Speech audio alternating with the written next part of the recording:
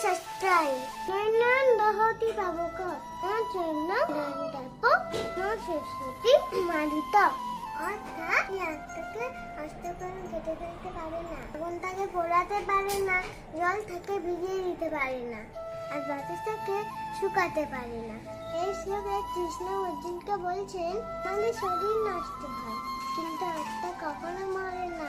যেভাবে আমরা পোশাক পরিবর্তন করি তেমনই একটা শরীর পরিবর্তন করে, কিন্তু আত্মা কখনো শেষ হয় না।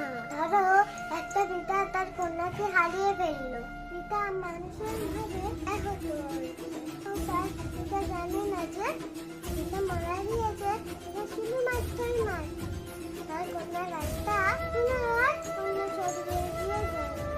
আমাদের আসল পরিচয় হলো আত্মা, শরীর নয়। আর মৃত্যুকে ভয় পাওয়ার কিছু নেই, কারণ আত্মা কখনো মরে না। বাড়িটা যাই দেখতে